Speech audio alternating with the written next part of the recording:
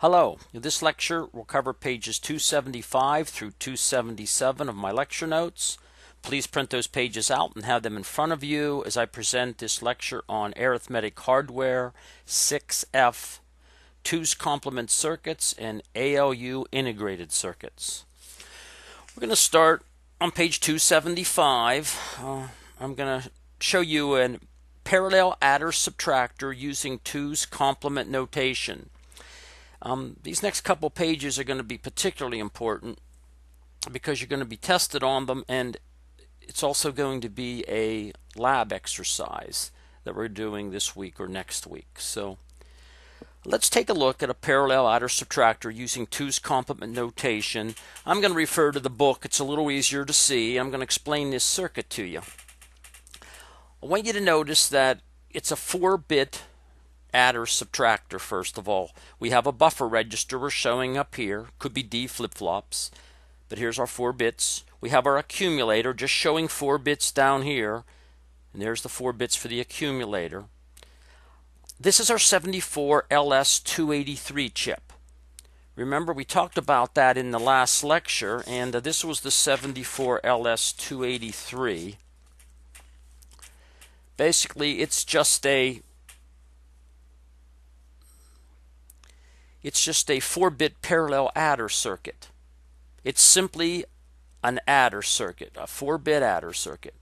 It takes 4 bits from one register and it takes 4 bits from another register, and it provides a carry out and a sum of 4 bits. So in this particular circuit, what makes it an adder or subtractor? Well, notice the inclusion of 2 signatures here, a high active add and a high active subtract.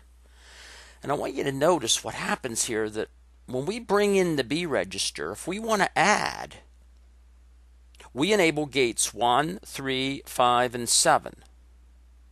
And subtract is low. These cannot be high at the same time.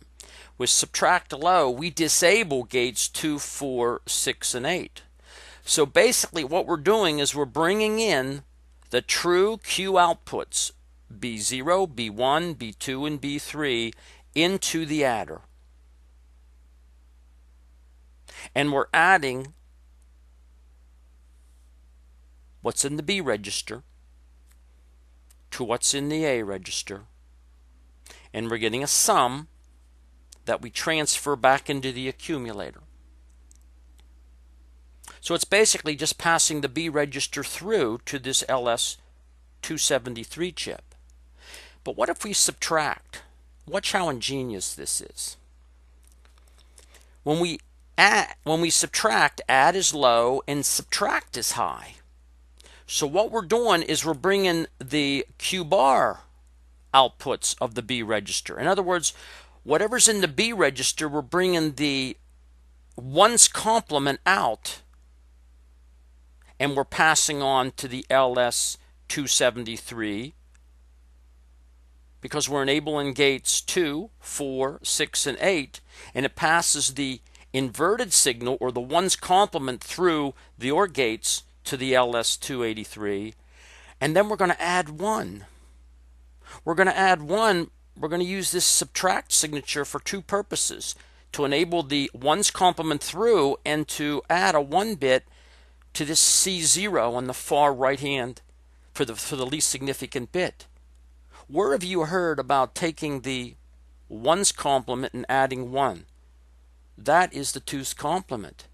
So basically that's what makes this a parallel adder subtractor using the 2's complement system.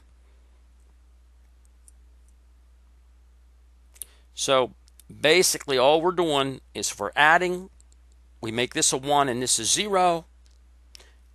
If this is a 0, we're not plowing in a 1 down here. You don't have to. You don't have to take the ones complement of this number.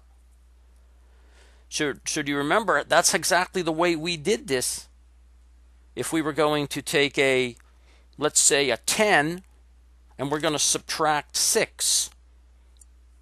The way we did it, if you think about it,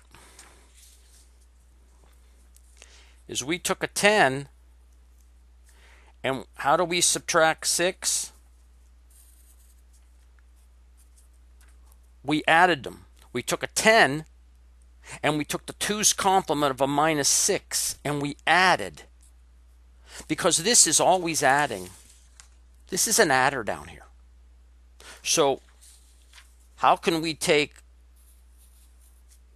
a minus 6? Well, basically you're just taking the 2's complement of the 6. So this is what would go in the accumulator, the 10. This is what would go in the B register, a 6. So how would you get it to a minus 6?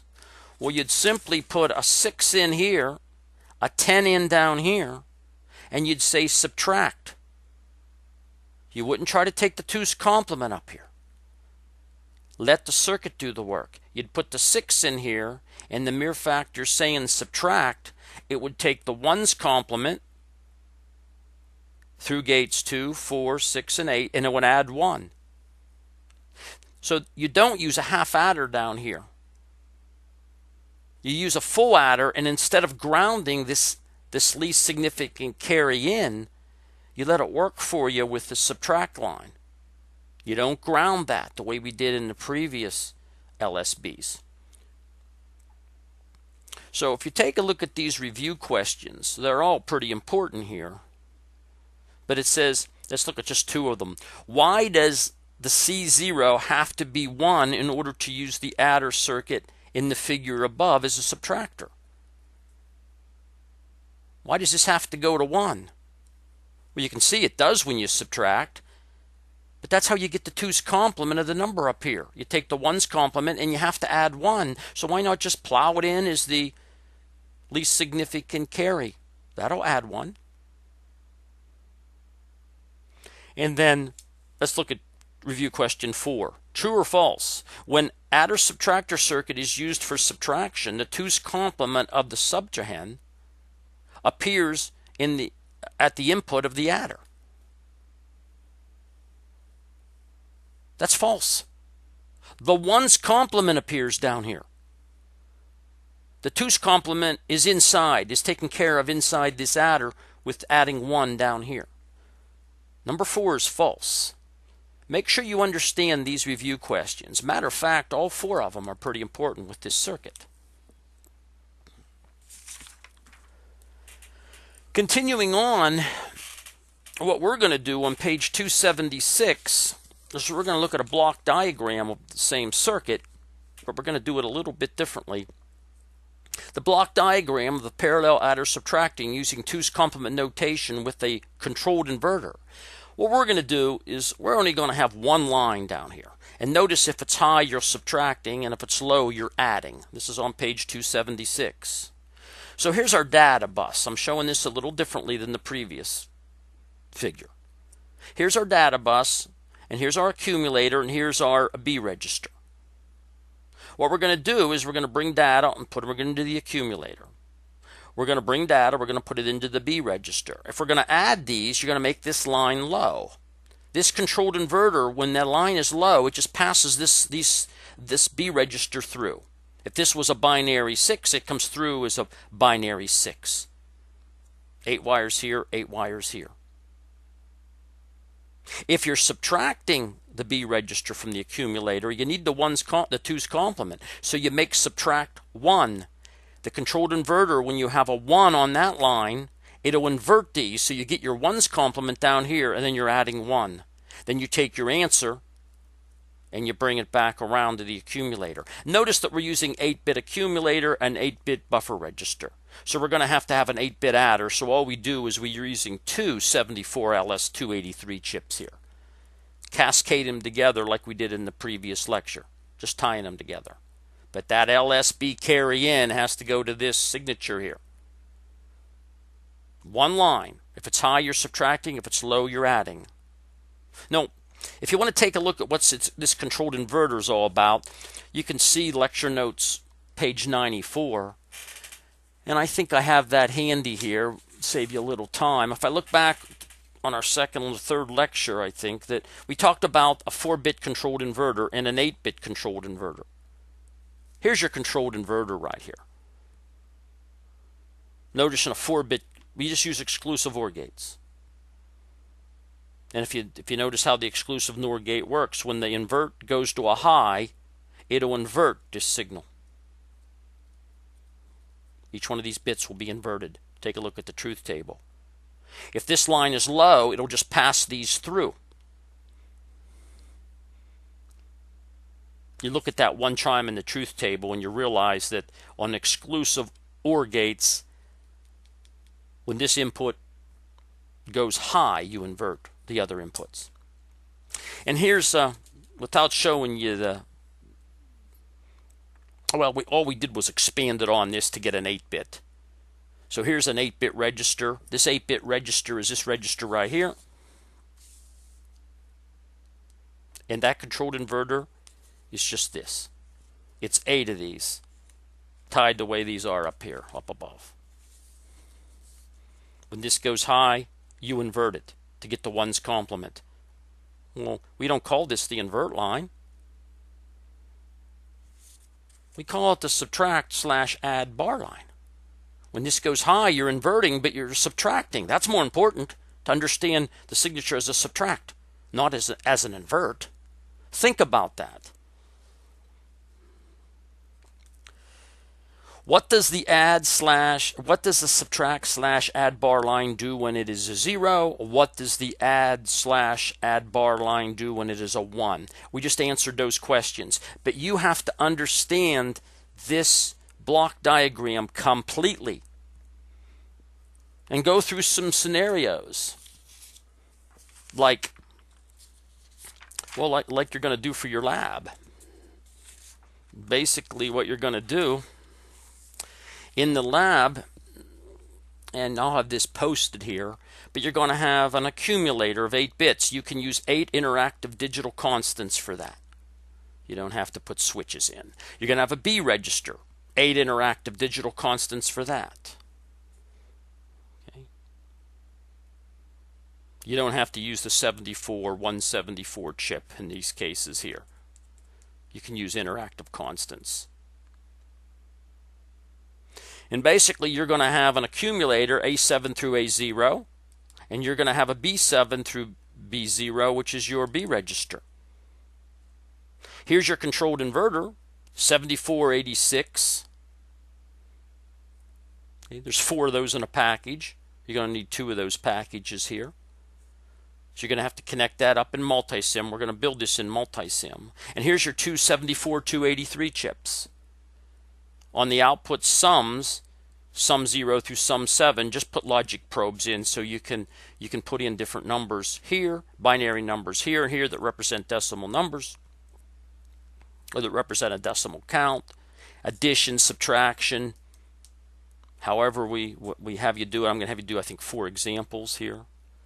And then we're going to get our answers down here on these logic probes, but we're going to generate what we call a carry flag. We're going to generate that negative flag, and we're going to generate that overflow flag. And all they're going to be is D flip-flops and a data switch to simulate a clock.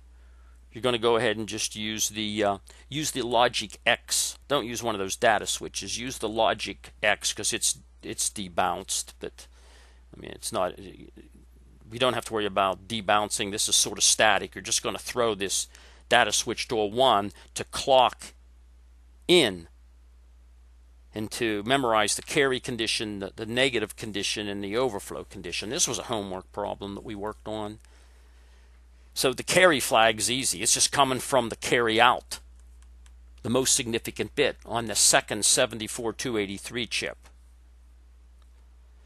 And the negative flag is just looking at bit 7, the most significant bit. If it's a 1, it's a negative number. If it's a 0, it's a positive number. So the negative flag is just telling you whether the number in the accumulator is negative or not. It's interpreting that way. That's the way the logic is set up. You're going to have to interpret these based on whether or not these numbers are 2 negative numbers, or positive and a negative number, or a negative number and a positive number. And then you know how you generate the overflow. Okay. We talked about that. This is going to be A7 the most significant bit of the accumulator, and this is going to be the most significant bit of the controlled inverter down here. I called it B7 prime. It's not an indication of an inversion. I'm differentiating between the B7 that will be coming out up here and the B7 down here. I'm calling it B7 prime. No, it's not going to be the inversion if you're adding, because that'll be a 0. But basically, all this overflow condition, it comes from an equation I gave you with overflow. I think it was on the previous lecture, or a couple lectures ago, where if this is a 0 and this is a 0 and the sum comes to a 1, that's an overflow condition. How can you take a positive number and get a negative number? And if this is a negative number and if this is a 1 and this is a 1 and this is a 0, how can you take a negative number and a negative number and get a positive number? They're indications of overflow, and I'm just building that logic right here. That's how I come up with these 3 flags. So if you build this in multisim, you're basically building a portion of the arithmetic logic unit. It's an 8-bit 2's complement adder subtractor. And then what I'm going to have you do, and again, these are posted in Canvas, I'm going to have you try these 4 examples here. I'm going to have you test putting in a 56 and a 34 and just adding them. So you're going to put a 56 here in binary, you're going to put a 34 here, and you're going to add. And basically, you can do it on paper, and you can get an answer. And I want you to tell me what the carry flag is going to do, what the overflow flag is going to do, and what the negative flag is going to do. I'd work this out first. And then I'd see if your circuit gives you the same results. And then try this one. Add a 56 and a minus 34 together. Get an answer. See what you get for the carry, overflow, and negative flag. Do the same thing with a minus 80 and a minus 18. Do the same with a minus 98 and a minus 42. Work these out before lab. This is pre-lab work. And then you're going to build the circuit, multi-sim, and you're going to see if you get the same results here and with the carry, the negative flag, and the overflow flag. And then I'm going to have you interpret these like you would in a microprocessor class, a programming class. See if it makes sense. Because some of these you're going to ignore. You know how to do that. Some of these you're going to ignore, and some of them are going to tell you the story on whether or not you need double precision, or whether the number's no good because you're out of range. Very, very important, not only for lecture, exam, but the lab as well. Understanding it. And I wanted to show you real quick. I mean, you're going to build your own circuit, but this is one student's circuit where they had the interactive keys here and here. You could bring them both at the top or the bottom. Here's their controlled inverters. Here's their 74 LS283 chips, the 2 of them. Here's their probe down here. And they set up their flags. I'm not expecting this same look. Matter of fact, I'm expecting something a little different. Don't just copy this. But here's the overflow flag here. Here's the negative flag probe here. And here's the carry flag here.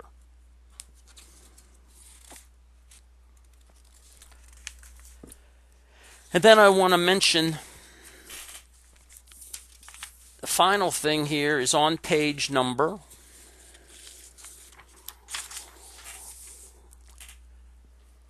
277, ALU integrated circuits, the LS382 and the 74 high-speed CMOS 382. These are arithmetic logic chips. I'd like you to find it in your book, and I'd like you to read this information on these ALUs, arithmetic logic units. They're complete arithmetic logic units. This is what you're looking for. You're looking for this in a textbook. ALU integrated circuits. Because you can purchase these, and I've used them in the past. I've used these. 74 LS382 chips. There's an arithmetic logic unit as an integrated circuit. I mean, it's a 20-pin package. but you can do a number of things with it. I mean, you have select pins, S0 through S2, and these are the select down here. Based on how you set these select pins, you can clear the output. You can take B minus A, or you can take A minus B. But in order to do that, C sub n has to be equal to 1. If you're going to do any of these subtractions, this here has to be a 1, tied to a 1. And you can do a straight add, where you can take A plus B. You can add the 4 bits here, this 4 bit with this 4 bit, and get an answer out here on the output. They don't call them sum outputs, they call them F outputs. You can do an exclusive OR. If you said S2 is a 1 and S1 is a 0 and S0 is a 0. You can do an OR function. You can do an AND function. And you can preset the output to an F, to all 1s, if you make this a 7 condition. I mean, this is the function table. You could see why you might want to subtract this from this, or this from this, or add the 2 together. You might need an exclusive OR. You might need an OR operation. You might need an AND operation. And at this point, it might be a little difficult to see why you'd want an exclusive OR operation of these two, or why you'd want an OR operation or an AND operation. But basically, it explains how it works here. It's just bit for bit. And it gives you some examples on an OR and an AND. But what I want to do real quick is I want to show you how you can use an AND function, because I've used that before. I'm going to use the 74LS382, and I'm going to use the AND function. So you'd have to look back at the function table, and you'd have to set the select switches for an AND operation. And I'm going to AND the A3 to the B3, and the A2 to the B2, and the A1 to the B1, and the A0 to, it does them individually, to the A to the B0, that should be right there. And I want to find out whether I have a high temperature 3 signal, or a high temperature 2, or a high temperature 1, or whether we have a high temperature 0. I don't know which one of these are going to go high, but I'm going to use B3, the B3, B2, B1, and B0 as mask bits. It's called mask bits. You're trying to hide certain things and only allow certain things through. So I'm going to use the AND function of this chip to determine which high temperature signal is active. And then I'm just going to take the outputs F3 through F0 to an OR gate, and if this goes high out here, I know that whatever I'm looking for here was active. So in this example here, I want to find out whether high temperature 3 is active. So my mask is going to be a 80 hex. That's a 1, 0, 0, 0. And then I'm going to AND this to this.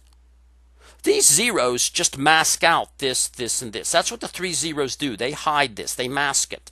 And the 1 will allow this to come through. And I AND function. If I AND this and HT3 is high, I'm going to get a 1 here. I don't even care about these other ones here. If I get a 1 here, I get a 1 here. And that tells me whatever I'm testing for was active. Think about that. It's very important to understand that for future classes. What would your mask bits be to test for an high temperature 2 signal? Well, I just have to put a 1 here. A 0, 1, 0, 0. It would mask out this and this and this. And if H2, if the high temperature 2 was high, that 1 and a 1 would have gave me a 1 here on F2. It's the only place I could possibly get a 1 because I'm masking out the other ones. I'm masking out this one, and this one. That's what my mask would be to check for high temperature 2. And obviously you could see if I want to let's just take a look. High temperature 0. If I want to find out if I got a high temperature here and I don't care about these, I'd put in a mask of a 0, 0, 0, 1. And I'd AND these two together. And if that goes high, I know that I had a high temperature 0. That's called a mask, and you'll be using it in other classes. And that concludes this lecture and the chapter.